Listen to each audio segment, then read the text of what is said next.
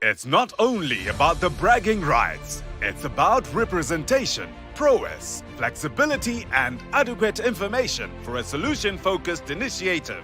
We crowned a champion in the third edition of the Speak and Solve initiative, SASI. It was a tough challenge, but an ultimate winner emerged. Taking the trophy, which has been in the custody of the Harare Institute of Technology, the Midland State University held the cup for the first time, marking themselves as the team to beat in the fourth edition of the SASI debate. They fought a good fight. Will they follow in the footsteps of their predecessors and be the winners this year? Do they have what it takes to take it home yet again?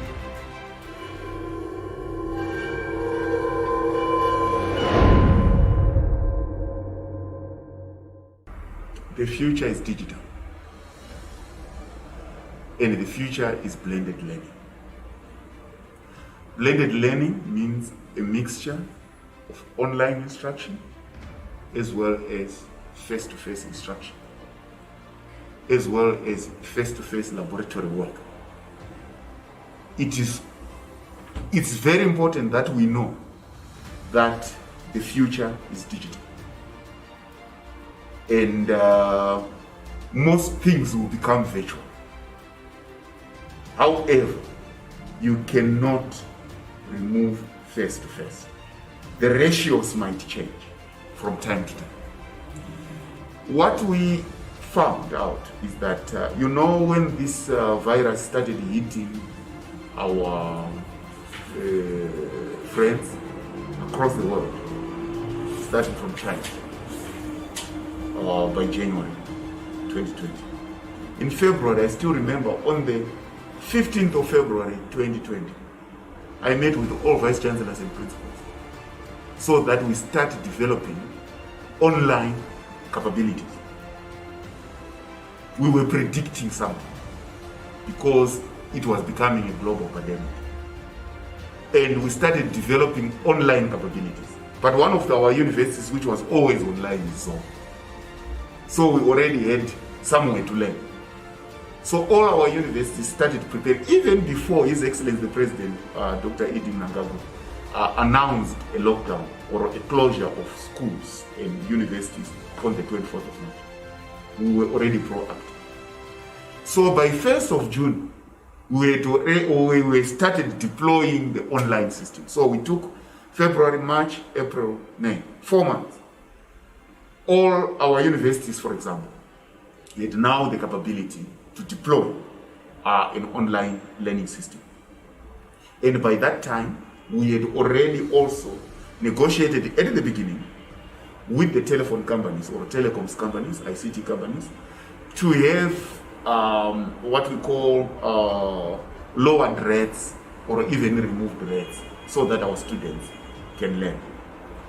So it's a learning thing. So you find out that at the beginning it was glitch, but then it became almost normal. We call it blended learning. There is no way we can now get rid of blended learning. So to the extent that in 2020, we were able to graduate all our classes because of the blended learning approach. So my long and short answer is, the future is blended, which is a combination of online platforms and face-to-face, and we can't avoid it.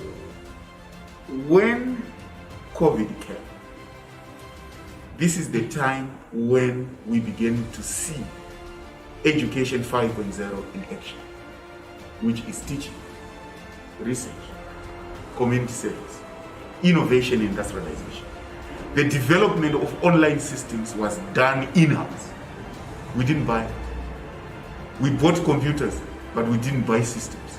We actually developed it. So Education 5.0 enabled us to face COVID-19 even in our course delivery, besides the fact that all our universities and polytechnics and even some colleges were involved in the fight against COVID. As you know, the best fight against COVID, first of all, is sanitizer and it's mask. And we started demystifying the making of masks in this country, to the extent that everybody else became confident for doing so. Because that's the work of higher and tertiary education. To just say, Zizari na nyanga. That's our job. Just to say, hey, don't be afraid of doing these things. You can do it too. So you can see that the impact, by the time that we started, before we started making sanitizers, do you know that sanitizers in this country had shot up in terms of a 100 mil was now costing something like $10 US. But by the time that we started making, now 5 liters or 1 liter, it's now cost something like $4 from the universities and so forth. So Education 5.0 has been in action and is in action. On the COVID front, in terms of delivering the learning platforms, and also in terms of delivering the frontline protection for our people in the country, and also giving other people who are outside of the higher tertiary education system some confidence that we can do it too, in terms of participating in the broader protection of our population. But there are also many other things that we are doing from an Education 5.0 perspective. Our universities, for example, I will start with Chinhoyi University of Technology. We are way ahead in terms of making cattle feed. Because in Education 5.0, what we are saying is that the students should be exposed to the extent that when they leave the university, they don't leave with a certificate. They leave with capabilities that make them be able to start a company and do their own thing. So what the government only has to do, and the commercial sector, is to provide them with a loan because the capability they have. So in terms of Education 5.0, all what we are trying to say is that we are banishing the spirit of job seeking, because we always have to know, if I'm looking for a job from you, we are missing a basic question, which is very life-changing, of saying, how did Costa create that job? So if everybody begins to have an idea of how jobs are created, they will create jobs for others. But we are not saying everybody will be able to create a job. But if you have got 0 who create a job, it means there's a problem with the system. That's why we changed the system of education to Education 5.0, to make sure that everybody is exposed to how to develop and create wealth in a country through capabilities. Because a certificate must certify what you can do. It cannot only be a piece of paper. So when you look at it, we actually have got about 15 startups that are going to start at the University of Zimbabwe also. We have several startups that are starting at Harare Institute of Technology, and things are happening. We must be humble so that we concentrate. But I can tell you, the direction in which we are going makes this country contribute to itself, contribute to the region, contribute to the world, by just change of mindset. That you cannot go around looking for a job from who. You must look for maybe a loan to start a company because you are already able to do things. So we want to change, and we are already changing this mindset. We want to create more people who are like the business people of this world. And we do that by deliberately changing the mindset. Education 5.0, which is heritage-based. Why do we say heritage-based? Because we develop based on the environment that we have. We can use physics, we can use chemistry, we can use everything on our environment, and you'll see what can happen. His Excellency the President at this moment encouraged people to use heritage-based agriculture, and they began to have traditional grains. This year we have got record harvest of traditional grains. It shows how Education 5.0 and how heritage makes a country develop based on its own advantages. So I believe that Education 5.0 and its subsequent successors will make this country more confident, and contributing to the world, rather than being just a destination of other people's products. We must be able to exchange with other people based on our abilities and exchanging things based on the other abilities of other countries. In other words, trade is about brains. People make things not because of anything else. It's because of brains and how the systems are configured to capture the brains of our people. All our people have got ability, but they have to be allowed to do so by systems. And Education 5.0 is a system that allows them to do that. You know, Zimbabwe has so many engineers everywhere. But if we don't provide them with the environment in which they can work and express themselves, so it's about the environment that we create, which makes work possible. So you see, Education 5.0 is an enabling framework for the industrialization and modernization of a country. And I can say, mark these words, even beyond my grave, see what this perspective will bring to Zimbabwe, to the region, and to Africa.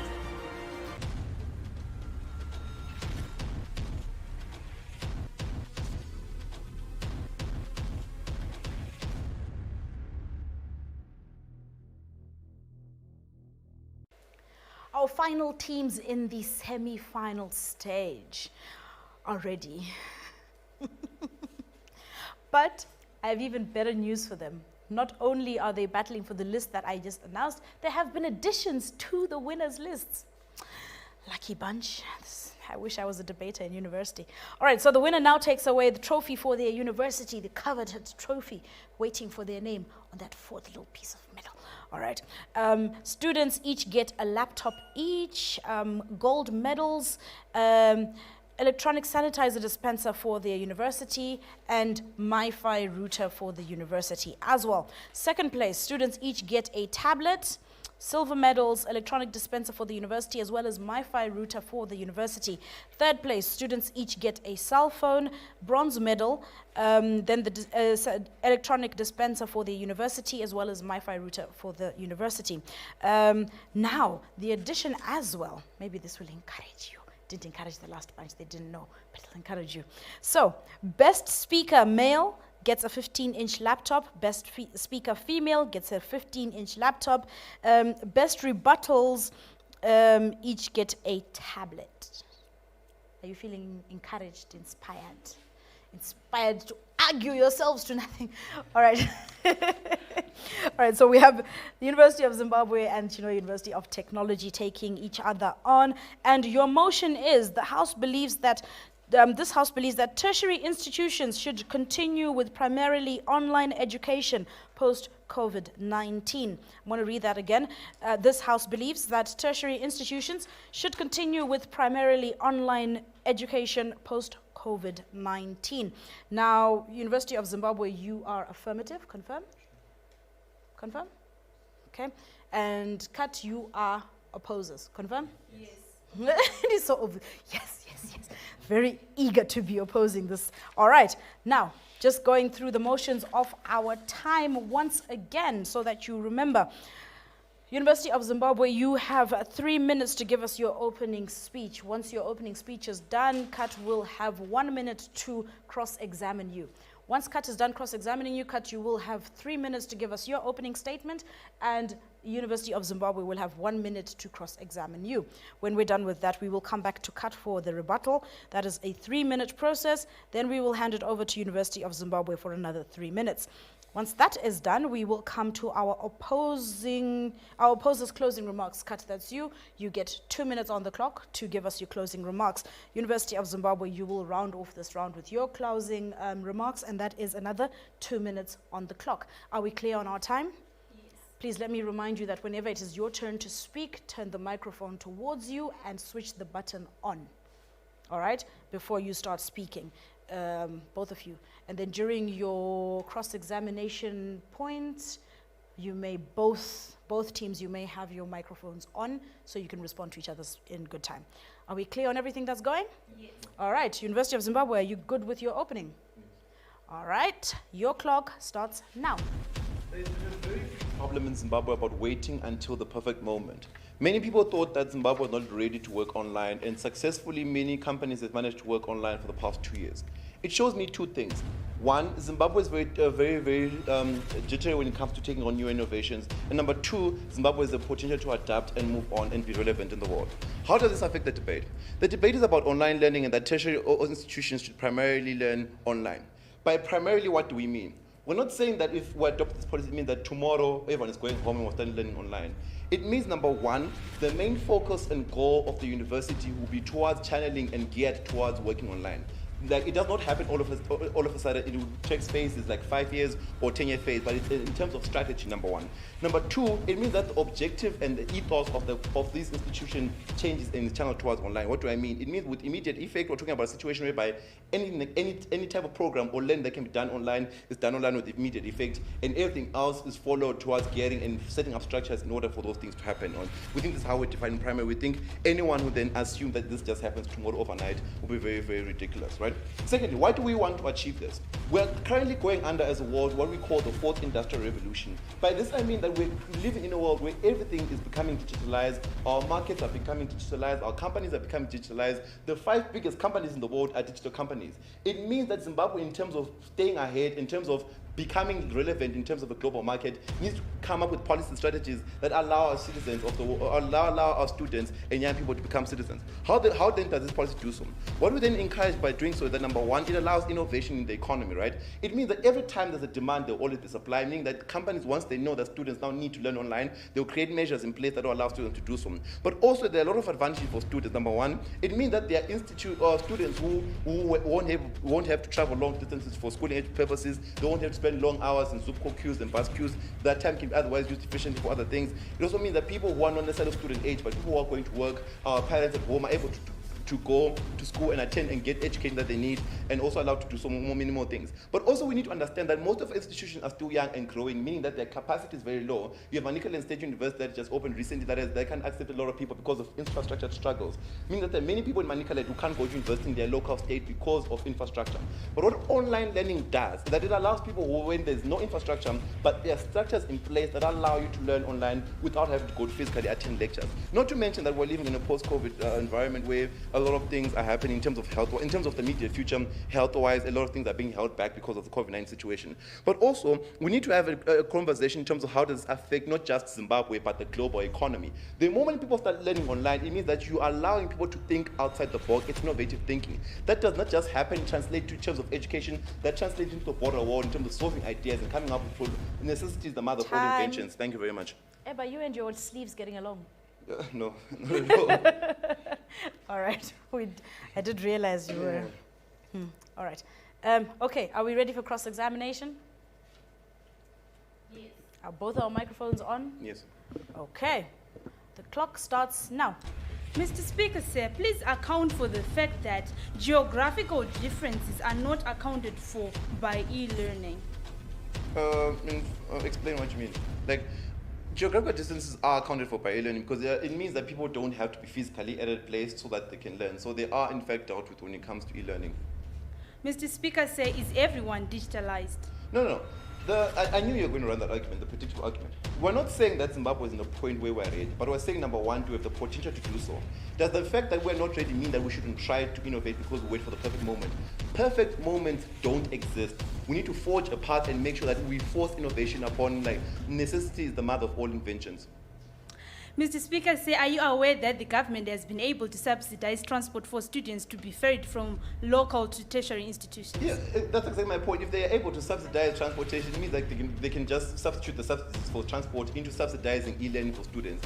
The goal here is innovation. Time. Okay. At least you got that across. Yeah. The goal here is we heard that. All right, are you ready with your opening, our opposers? Yes. Your clock starts now. Number one, practice makes perfect. I didn't say that. Number two, experience is the best teacher. And they say, save the best for the last. And tertiary education is the last. And therefore, for best, we need the experience. Tell me, and I forget. Show me, and I may remember. Involve me, and I may learn, ladies and gentlemen. You see, the I am is not a rigid subject. It is a dynamic self-constitution whereby the other person becomes a mirror of my subjectivity. What am I saying? I am, it is because of you. You see, there is the least student in the class, and there's also the best student in the class. When they come together in the same class, studying the same subject, they can help each other to achieve what they want to achieve, which is a degree with a better pass, ladies and gentlemen. Now, they are coming here to say we should mainly use online learning. But then I have to ask, for those who go to work, as an example, ladies and gentlemen, how many of you have attended and how many of the Zoom meetings have you actually set for while you're actually muting the audio? Food for thought. Ladies and gentlemen, if you may allow me to call you off the jury. My client is from Marubukwa. The father is a minor. He's got a laptop and a phone, but in Marubukwa, there is no internet connection.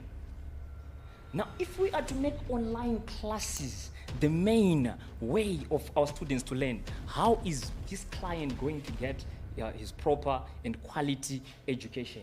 We are here to advocate for quality education, ladies and gentlemen, not just quality, as we advocate for the sustainable development goal number 4, ladies and gentlemen. Not just that, these guys have the right to free education, which we are advocating for. They have the right to this quality education, so says the sustainable development goals, ladies and gentlemen. And therefore, whether they are technologically advanced, they do on the laptop or the cell phone, their geographical location, yes, with the internet connection, they deserve to have this quality education, which we are saying past COVID, which is the reason why we're actually having these online classes. The issue of skills, ladies and gentlemen. Knowledge is accompanied with skills. The issue of life skills, talk of the programs you have to with say what, ladies and gentlemen. We are no longer having them the way we used to have them because of these online classes. And if you have registered for exams, it's my university, Chinhoyi University of Technology. The university is of technology, ladies and gentlemen. Most of the lectures and modules that we have are practicals, which need more attention. And then decentralization, ladies and gentlemen. We can also decentralize these universities like what Zoe is doing. Like you have a university in Masvingo, in Chinhoyi. Time. What did you say you were studying? Environmental science and technology. You have this affinity for philosophy. Then also you have this, you like clients, you should be a lawyer. I mean, you have a lot of clients, Okay, are you ready with your cross-examination? All right, your clock starts now. All right, Mr. Speaker, are you aware that we're living in times where we have the advent of the 4th Industrial Revolution? Yes, and I am aware that there is someone else who is not advantaged to experience that or to live in that. Okay, do you not believe then that our education should be fostering people to then enter into the future instead of staying in the past? Sorry, I did not get your question. Do you then not agree that people should be looking at getting into the future instead of staying in the past? Yes, in the past is the post-COVID era, which is using the online classes, so we should go back to what we are used to. Okay. Can people not connect online to be able to help with each other, like on WhatsApp groups and all of that stuff? They can connect, but not the same way they can connect when they are doing face-to-face. All right, do you not believe that demand forces there to be a supply? As in where people want something, then there's going to be a supply of that particular thing. Now we are talking of students, and maybe the demand are not those who are benefiting from the classes.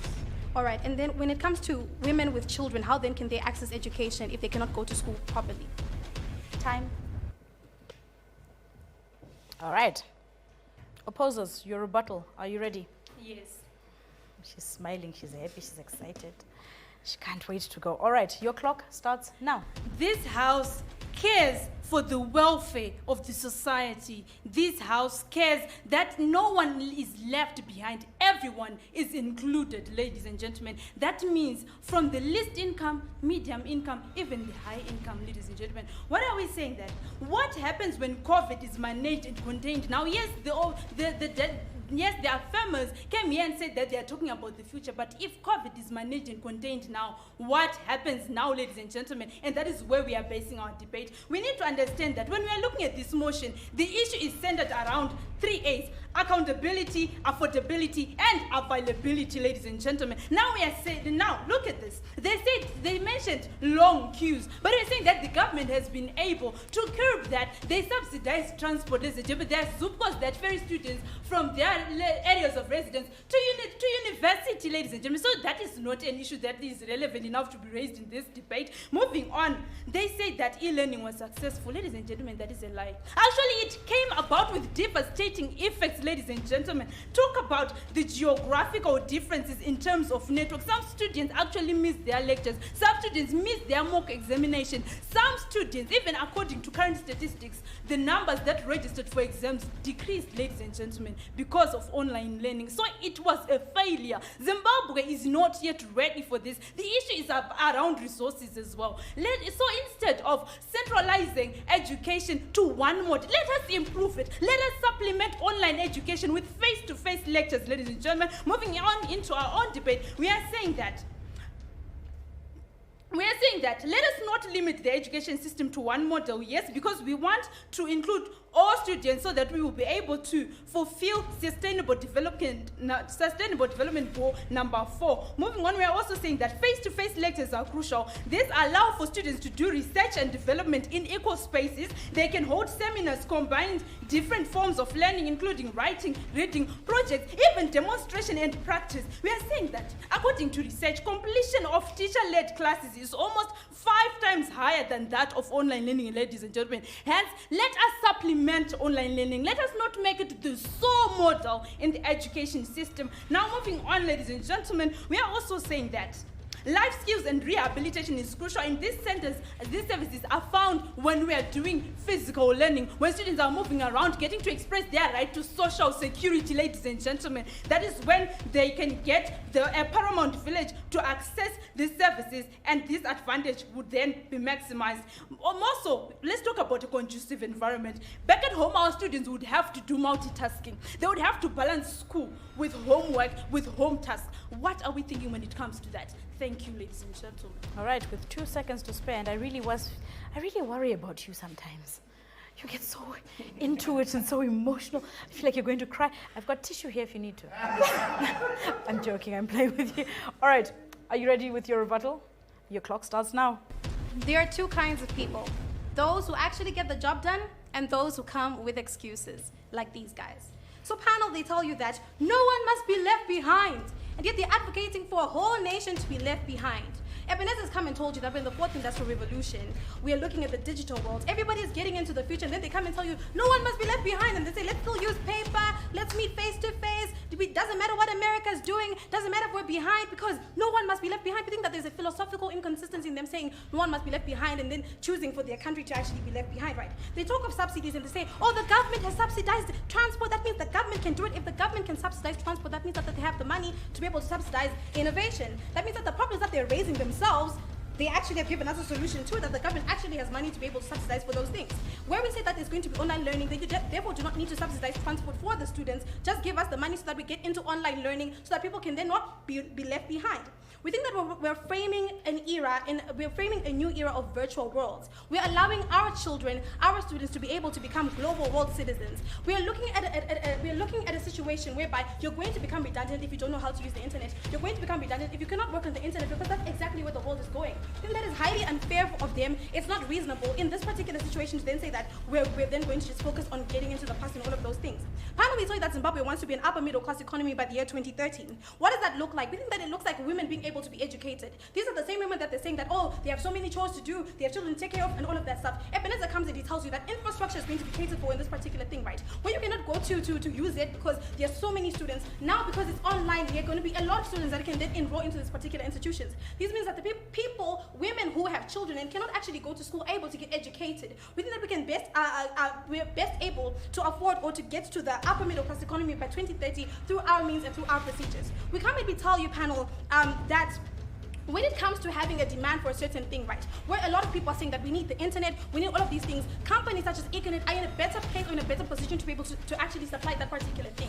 They came and they said rightly and very poetically and philosophically that practice makes perfect. We think that when they say that internet or online learning has not been working in the past and all of that stuff, we think that as long as we get to practice it, as long as we get to put that in place, we'll get to a point where it's actually perfect. We tell you, panel, that when an eagle wants its child to fly, it doesn't say, oh, walk, fly, by the baby into the sky, and that baby knows how to fly. And Beleza tells you that there's no such thing as a perfect time for anything to be done, and therefore we must get into it right away. Panel, we tell you that no one must be left behind. In this case, African nations, third world nations must not be left behind, especially in cases of the fourth industrial revolution. If we play catch up, or if we say we must stop to try and accommodate every single person, we might not be able to get to where we want to get to. Panel, we tell you that we advocate for girls that are not going to be able to go to school because maybe they're on their menses or not that. If they can do that at home in their beds and all of that, we tell you that they're going to be capacitated. Thank you.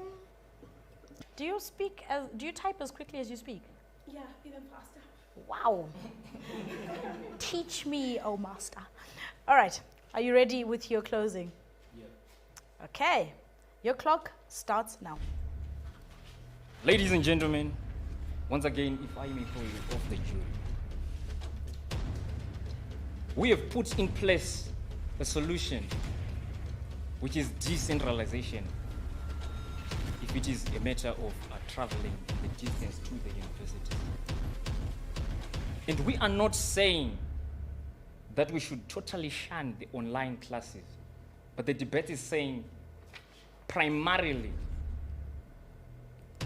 we are saying what should be primary is the face-to-face lectures.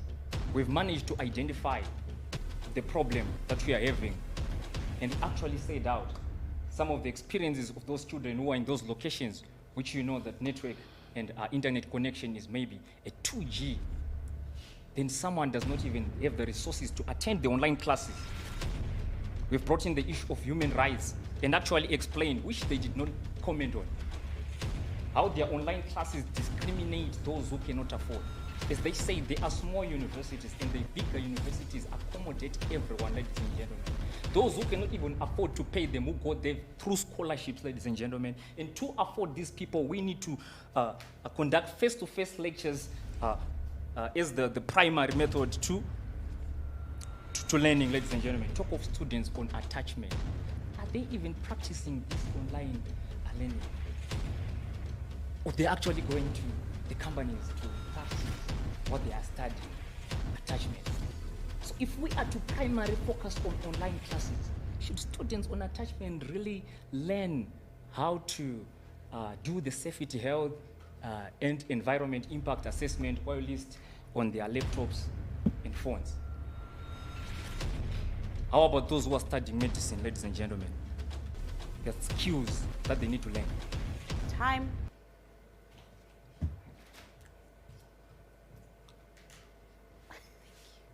All right, are you ready with your closing?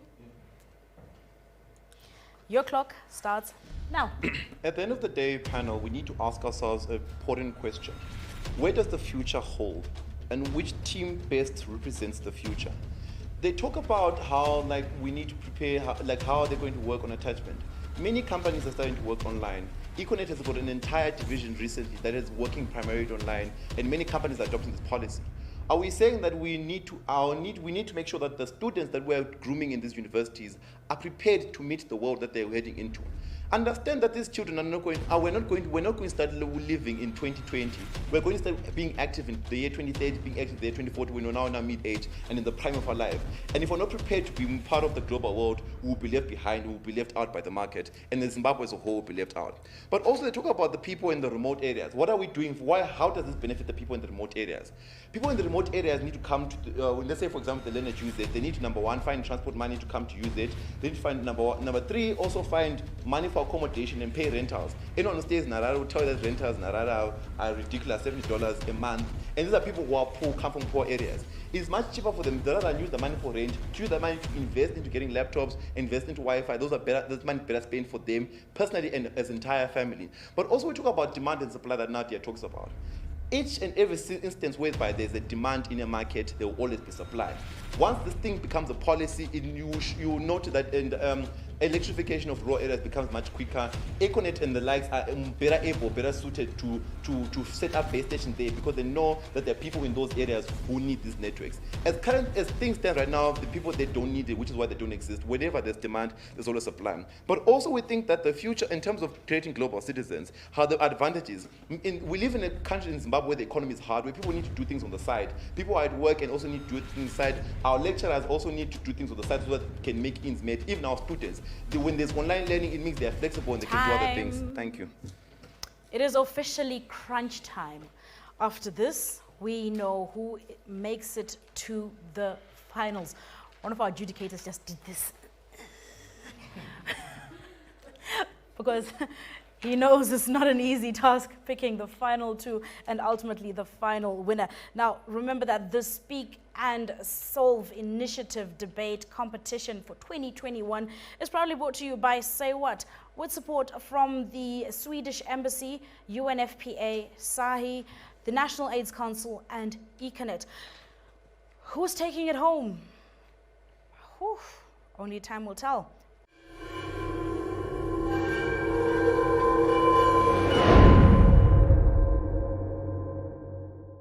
Hi guys, my name is Shadel. Hi guys, my name is Maya. Child abuse must come to your store. If you have been abused, call the Say What call center number 577 if in case of abuse.